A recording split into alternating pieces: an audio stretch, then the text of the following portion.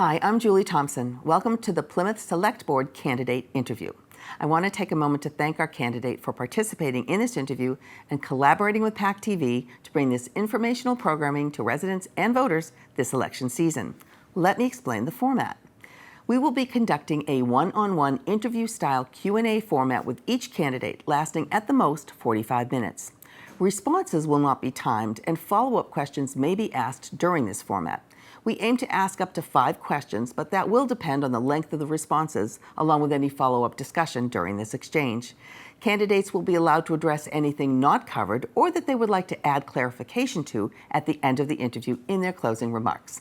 Let's get started. Today we're speaking with Kevin Canty, one of the 6 candidates for 2 seats for the Plymouth Select Board in Plymouth Town election. Kevin, thank you so much for joining us today. Well, thank you for having me, Julie. It's a pleasure to be here. Okay, we're going to jump right into the questions, okay? Okay. All right, question number 1. Every year, budgets are prepared, debated, recalculated, and finally presented to town meeting for approval. Salaries and benefits, town-owned buildings, and ongoing capital expenditures are often debated, and there are always projects or initiatives that do not get funded each year. The Select Board is required to review the annual and capital budgets. What parameters do you use in determining which budgetary items you will support and which ones you will not? Sure, so that's a great question. So I have worked for the last 9 years on the Advisory and Finance Committee, the last 4 years as its chair. We have had the opportunity to review all the budgets during that time and issue recommendations to town meeting about what we think they should vote and approve in regards to certain new initiatives, sustaining existing initiatives, expanding things, changing things. And that includes also capital items, which is separate from the budget, but we review those as well. So historically, when I've been involved in that process, either directly on a budget subcommittee or indirectly as a member of the FinCom hearing the recommendation of those subcommittees, what we've really looked at, and this is what I would want to continue to look at as a member of the Select Board, is the value for what is being undertaken or purchased, what that's going to do for the citizens, particularly core municipal services, your police, your firefighters, your schools. Those are core services. And then you expand into other areas that you can, like the airport, things of that nature, which are things that are good to have and provide a vital and important service to some, but are not necessary if we really got in a pinch. So you want to make sure you cover your bases first and then you expand outward from there. So in the past, in my experience, we have looked at expanding our police force in preparation for what we thought 2020 was going to be. Obviously, we didn't know it would turn out the way it actually turned out, but we were ready for it to be what we expected it to be, and we needed a fully staffed police force for that time. Expanding fire protection to different folks, not only for the life-saving function that fire protection obviously serves and the medical function that it serves, not just firefighting, but also because that affects people's insurance rates. So that's a vital service that the town can provide. Providing education to students. When we expanded a few years ago to full-day K, because for those students, your year in kindergarten is your only year in kindergarten, and that's going to affect you your whole life. So there was conversations at the time, can we afford to do this now? Should we wait again another year? Because we had been waiting for a time to roll that out. But you really have to look at all the things that the town does are good ideas. It would be very easy if there was a department in town that was digging holes and another department that was just filling them in, you could easily cut that stuff. That's what's so complicated about town municipal finances and municipal service provision is that everything that the town is doing, everything that the town wants to do is a good idea. And it's just about, well, we can only do so much each year to make it sustainable for people to live here. But we also need to provide the services that they need, the services that sometimes that they don't even know that they need, and listen to the department division heads about what's working for them, what's not working for them. So we really tried to focus on what exactly is the essential stuff. And then there's been years where we've had a little bit more leeway, there's been years where it's been leaner. And you look at what you can afford to do this year, what that would build on for next year, where that would bring you in 2-3 years' time. Because you want to be constantly moving forward. Right. You want the town keeps growing, more residents keep coming in. So we need to be providing service and getting ahead of our problems rather than letting our problems get a hold of us. So that's the priorities that I have set during my work on the Advisory and Finance Committee. Right. And those are the things that I would look to do in my role as a select board member, is to get out ahead of problems so that we can anticipate them, and the town's ability to provide services is never exceeded by the town's population in certain areas. So you're not going to be on Advisory and Finance Correct. if you get elected to Select Correct. Board. Correct. So how will that change your ability to really dive deep into all these things that you do before you present them to the Select Board? Sure. So the current the FinCom gets the budget from the Select Board. Okay. So the FinCom is digesting the budget recommendations made by the town manager and then approved by the Select Board. Okay. So on the Select Board, I would just be starting the process earlier than I was starting it now. Okay. So and the recommendations that I'd be making, they would be vetted by what would be the then current Advisory and Finance Committee. Yeah. But I know what, from my years of experience on the Advisory and Finance Committee, I know what the Advisory and Finance Committee often is looking towards, in terms of their priorities. And further down the line from the Advisory and Finance Committee is, of course, town meeting, who's the ultimate vote on the budget. So my knowledge of where I've served in the process will serve me well in going a step closer to the beginning of that process and being involved in actually creating the core recommendations. FinCom, in my current role, has sometimes agreed with the Select Board, and sometimes we've disagreed with the Select Board. And obviously Select Boards change. If I get on the Select Board, it'll be different than it was before I was there. Sure. And as in further elections and future elections, when more board members come on and others leave, it'll change again. Right. But it's all about building, constantly trying to move things forward and work within the process to be moving the town forward down the path that we want it to go on, and helping to do that and justifying why you want to do certain things. Because nobody likes their tax bill to go up, but when people need the police, when they've got a fire emergency or a health emergency, when they've got a pothole on their street, they want those core municipal services to be there for them, and they want the other bells and whistles that we get sometimes too. Everything that the town does is because residents want it or need it. Okay. And it's about prioritizing what we can afford and getting to where we want to go in the future. So this whole process of budgeting is, it's extremely complicated. You have to have an extreme amount of knowledge on a whole bunch of different subject matters, correct? Correct. So as a Select Board member, if you don't have a background in Advisory and Finance, how do you get all that information? How do you get that intel to make the right decisions? Well, there's different ways you can ask questions. You should never be afraid in government to ask questions and to look. Sometimes people get embarrassed. Like, I don't know this. I don't want to look foolish. As chair of the Advisory and Finance Committee, I've encouraged people, always ask a question. Sure. Because you're probably not the only person that has that question, and particularly when newer people are coming into the process, you don't want people to feel chilled by the fact that, I don't want to look silly in front of these folks that know all this stuff. Right. Everybody was new once. Exactly. And everybody is learning. And new perspectives are not bad. They're good, because just because we've been doing something this way for a while, maybe your fresh take on it will be something that we actually need and value. Right. So, but if we don't encourage new folks to ask their questions when they need to for the basics, then they're going to feel intimidated to ask questions as they, get their sea legs, so to speak.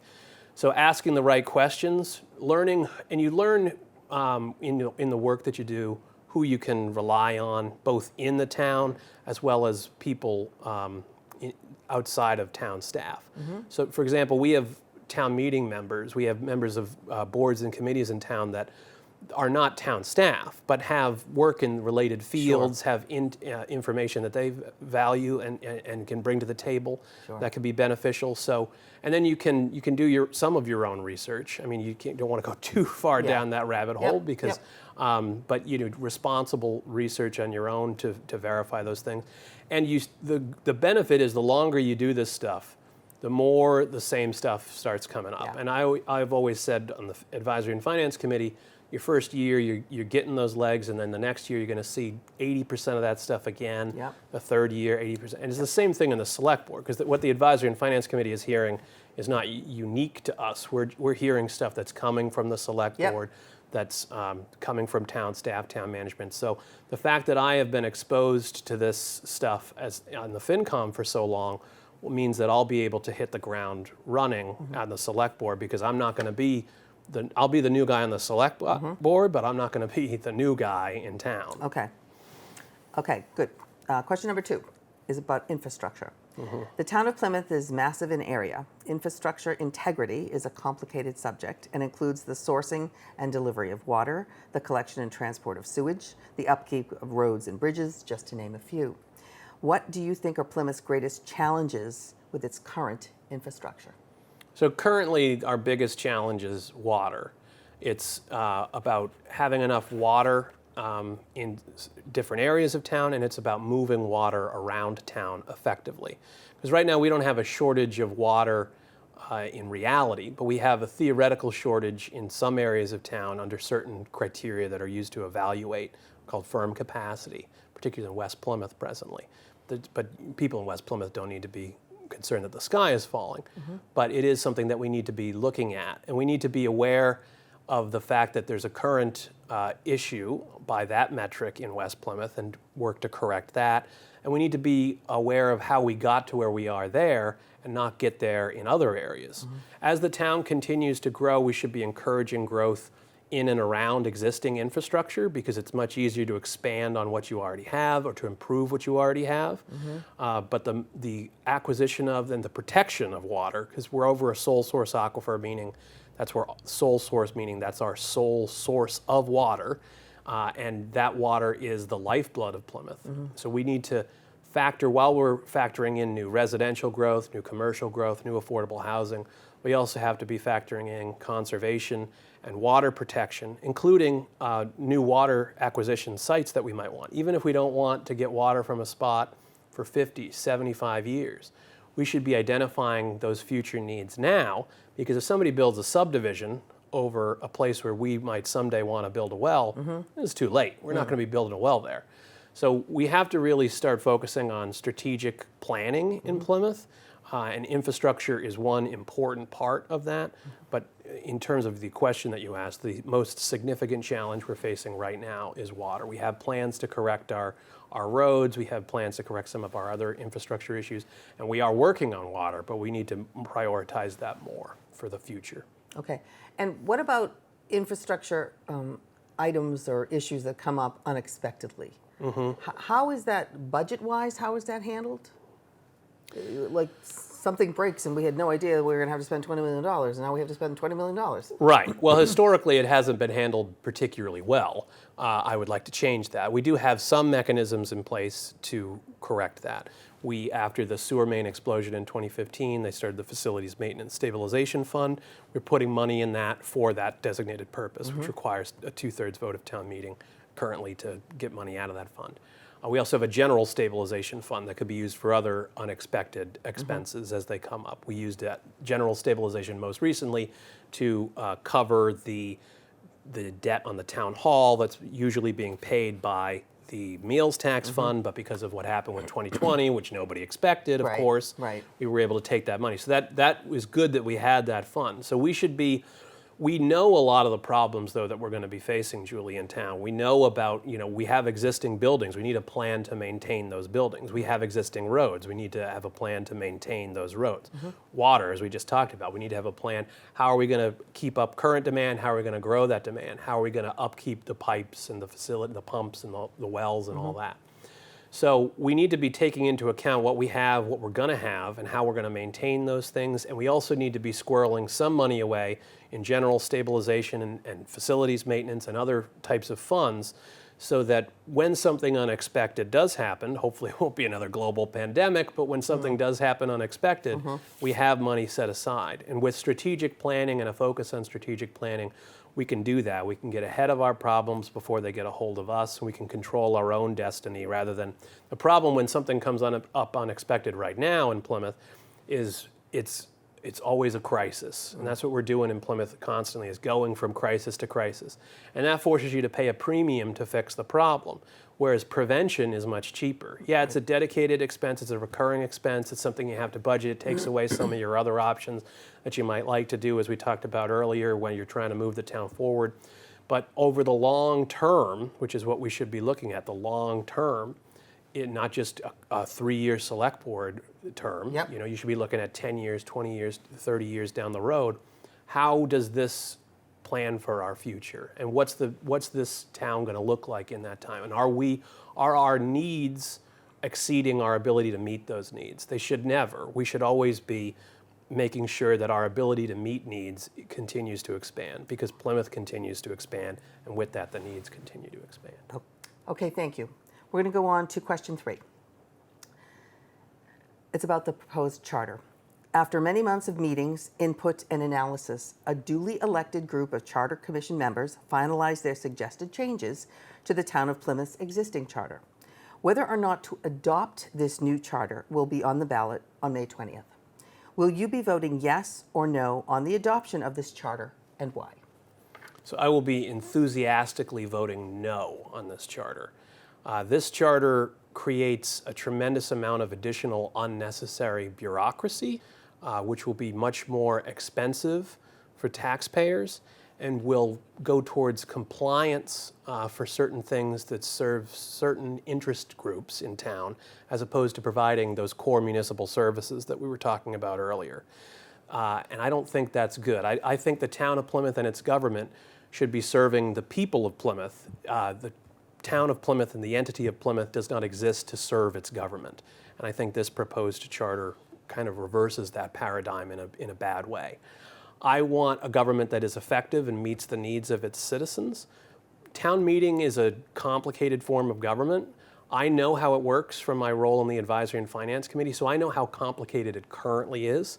And the additional hoops that people are going to have to jump through under that proposed charter are going to make the town far less responsive than it already is. And a lot of people in town wish the town was more responsive to issues, not less. But when you add this bureaucracy, committees, talking to committees about other committees, that's not moving the ball forward. That's not meeting the needs of residents today. It's not meeting our strategic planning needs for the future. It's not reducing the burden on residential taxpayers. It's not doing any of the things that we should be doing in this town. We should make sure that the town is always in a position to be as responsive and nimble as it can be. But what we currently have can work despite its problems.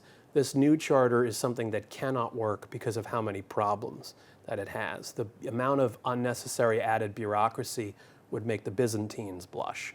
And I don't understand. I think that a lot of the dialogue that I've heard from those that are in favor of this charter seem to be very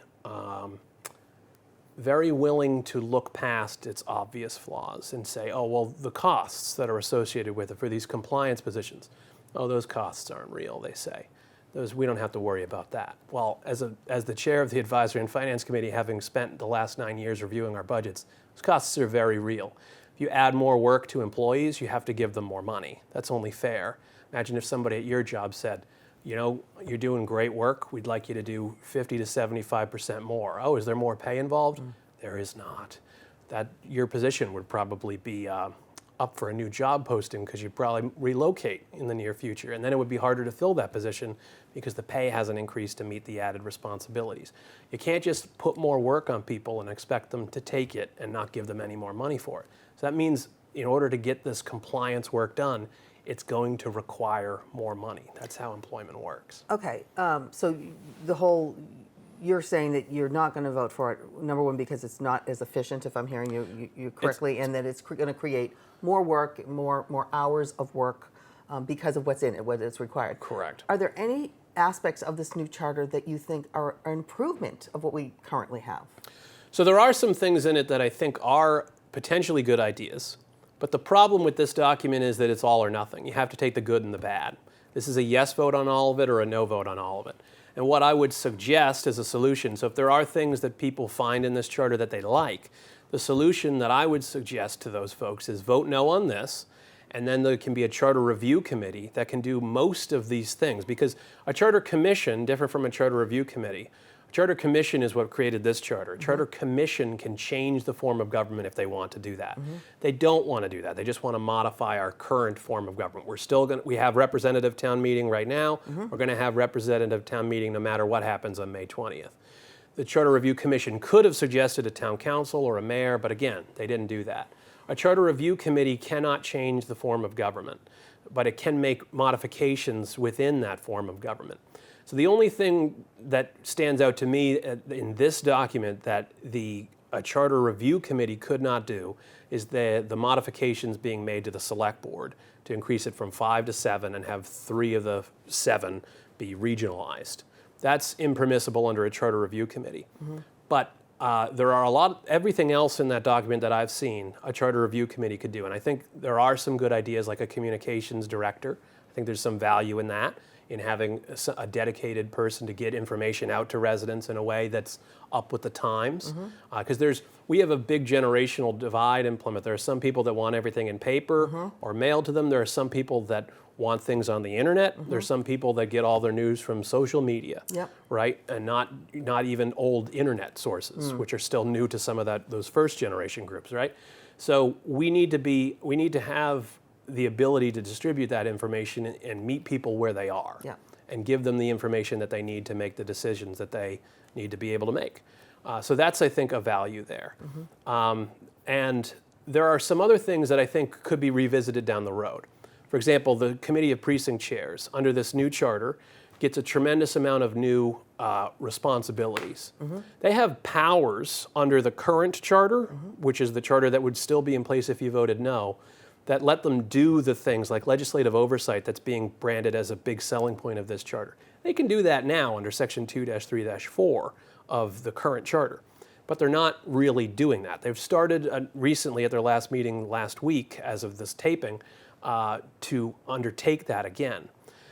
When I say, so they have powers under this current charter, but they don't have what I would classify as responsibilities, meaning if they don't do those things, there's a real cost, right? But if they're under the current charter, if they're not doing what they can do right now, why would you create a situation where if they continue to not do those things and the new things you're adding, that all of a sudden it's a problem because the government cannot function? So I think that the Committee of Precinct Chairs would be a great place to have legislative oversight, because the FinCom is constantly having to look forward to review articles. The Select Board has to manage, set policy for day to day, and look even farther forward than the FinCom. And COPC is right there to keep track of what did happen. We passed a town meeting article last month. Let's keep track of that and see in 6 months or a year what the position of that is, so we don't leave money on the table. We don't have something like the library roof where money was appropriated, but it wasn't enough, and then the project didn't get finished, and then the problem got worse because water came in, and then we had to replace books and expose employees to mold. That's something the COPC definitely could do, and there would be a benefit to Plymouth to having that done. But until they've demonstrated that they can do those things, that there is an appetite for that and develop a process to do that, I think it's irresponsible to create a system that requires them to do that, and if they continue not to meet that obligation, then there would actually be real, legitimate, significant consequences to Plymouth. There's big problems with creating that sort of thing under this new charter. So it's higher taxes for less effective government, in my opinion. In your opinion. Okay. All right. That's on the charter. For question number 4 is on economic development and tourism. Both tourism and economic development are crucial aspects of Plymouth, its current and its future financial health, to be honest. What priorities do you place on these areas, and what are the drawbacks that concern you? And you can take them separately or together as far as economic development and tourism, because they're two huge items. Right. So tourism, we are lucky to be a desirable tourist destination. That's always been a significant source of revenue for local businesses, particularly in the downtown area, but throughout town. I think we could do more to make better use of our environmental aspects rather than just our historical or our waterfront parcels with The bars on the wharf, the seafood, the other restaurants downtown, things like Captain John boats, things of that nature. Those are great draws already, and there's already a market for that. But we have, walking trails. We have conservation land that people could go for. Could and advertising that and bringing in a new group of folks down to Plymouth, which certainly couldn't hurt things, right? But economic development, separate from tourism, I think is important too. We have, in this building that we're in is in an industrial park that I think is being underutilized. I think there's more trees in this industrial park than there are buildings, which is not what one would consider to be a good use of an industrial park if you were interested in commercial development. Residential taxpayers, on the whole, not every residential taxpayer, but on the whole, consume more services than they pay for. So that's why people think, oh, well, if all this new growth's happening, how come the town's finances are getting out of whack? It's because when new homes get built up, that's actually usually a net negative. Because if you have one child in school, you're consuming a lot more services than you're paying for. And the more children you have in school, the worse it gets. There's other drivers, like the effect on police, the effect on the roads, the effect on fire. But schools is the single largest cost to a residential. Commercial is the opposite. Commercial taxpayers consume fewer services than they pay for.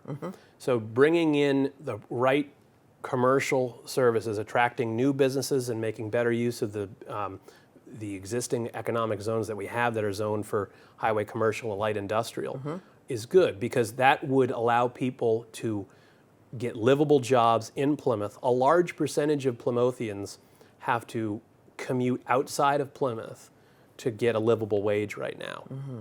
And that's not good. That affects not only Plymouth's property tax being disproportionately burdened on residential, but it also affects people's quality of life. If we had the ability for more people to live in Plymouth and work in Plymouth, that would improve their quality of life and would also give them the opportunity to do the things that they like, spend more time with their family, spend more time at home, get more involved in town government. We want people to be more involved. We have a participatory form of government, but if you have to spend 8 hours every day at work and 4 hours commuting, you don't have a lot of time to come to an evening meeting because you gotta, do the things at home, eat dinner, say hello to the family every once in a while. So it's really tough in that situation. So if we leverage our existing commercial spaces better, we could bring more good jobs to Plymouth and reduce the burden on residential taxpayers. So what type of industry or businesses would you want to come here to fulfill what you just talked about? Sure. So there's several types that we have a great geographic position where we are.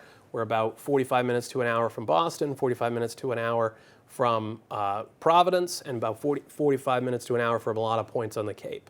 So we're also a coastal community. We have great junctions of Route 3, Route 44. So we have a lot of geographical advantages that we're not fully capitalizing on.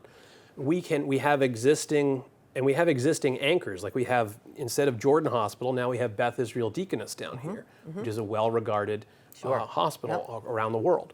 So we should be leveraging our existing relationship with them better to bring in more medical, more biomedical, more biotech. Those are good paying jobs that are desirable and can make and would fit well in existing spaces that we have. The Camelot Park and old Shops at 5, now the Grove, that's right near the hospital. You could bring some of those businesses in there. We have a medical building in this park. We have more spaces where we could have more of that existing. We're a big enough town that we could even look at other areas to have more light industrial or commercial zones to get some more of that benefit out of it.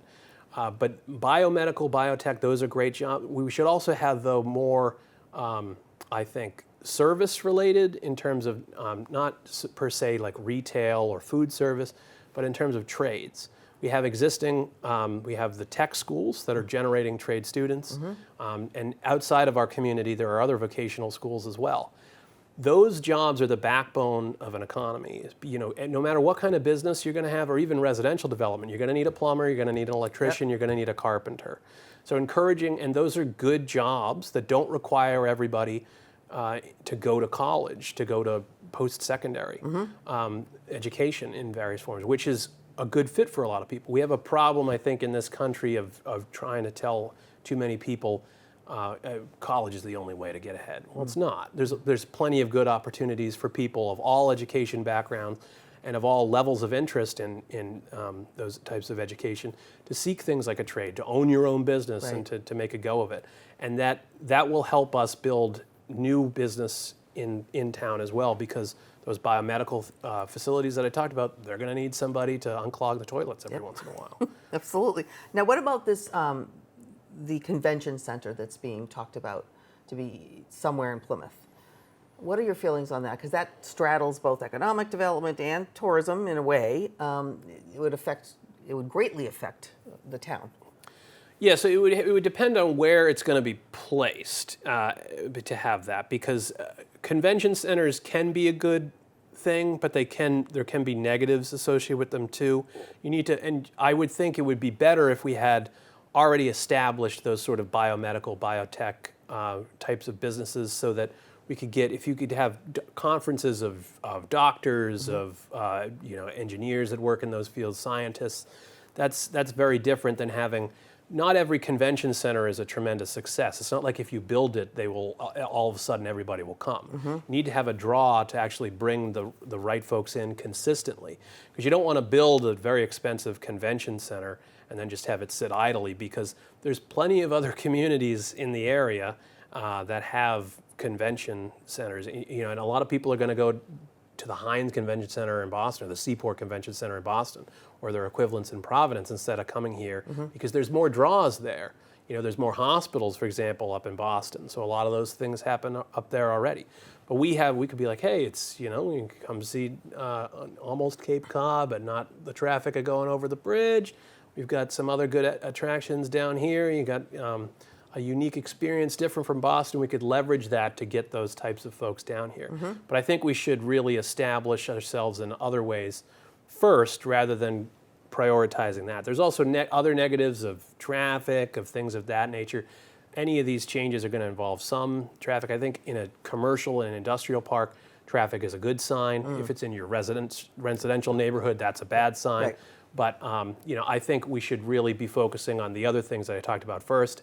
And then if something like the Holtec property, if we get our finances in line and we want to put a convention center on there, if we're able to buy that property in the future, that's something we could consider. Maybe we put a marina down there, some other touristy attractions, some economic development as well in other areas, and that would be an asset to the town to help on that commercial tax base that I was talking about. Okay, and the last thing I would just want to touch on for tourism is there's going to be a small cruise line that comes into Plymouth Harbor, which is, a lot of people think it's a fabulous thing. It'll bring an awful lot of more people right to our downtown area.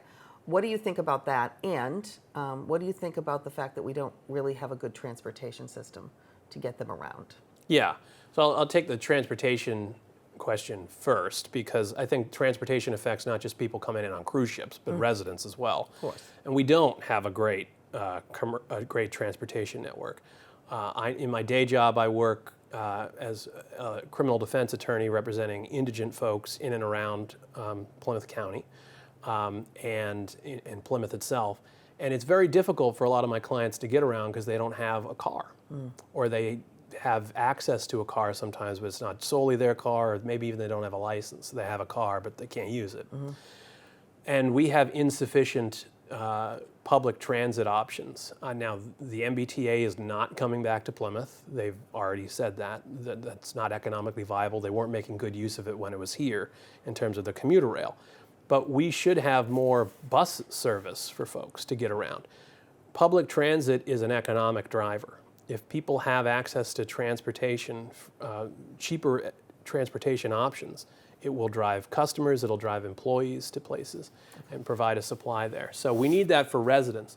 Now, in terms of the cruise line that you asked about, I think that the cruise line can be a positive, but all things in balance. So we already have aquaculture down in the harbor. We already have fishermen down in the harbor, who some of them are very vocal against this, that it's going to negatively affect them. So we should find a way. We don't want to bring something in new and take out what we already have, because then we haven't really gained anything. So we want to bring in something new and let it fit in with what we already have, and talk to these other stakeholders and say, listen, we think there's a benefit in having this come into town, and this is the benefit that we see. We understand that you have some concerns. What are those concerns? How can we address those concerns? And the nature of the game is compromise. You know, the fishermen, the aquaculture, they might not be walking away from that table getting exactly what they want. But I don't think that's what they're asking for. They're just asking to be heard, have their concerns validated, and have a solution presented to them. And we have the opportunity to make that solution a reality if we work with them. And I know how to do that. In my day job, I have to work all the time with prosecutors, probation officers, and judges that want a different outcome for my clients than I want for them. And I have to find a common ground with those folks in order to get a solution that's going to work for everybody. Not everybody's going to be walking away with a smile on their face and a bounce in their step, but it's something that they can live with.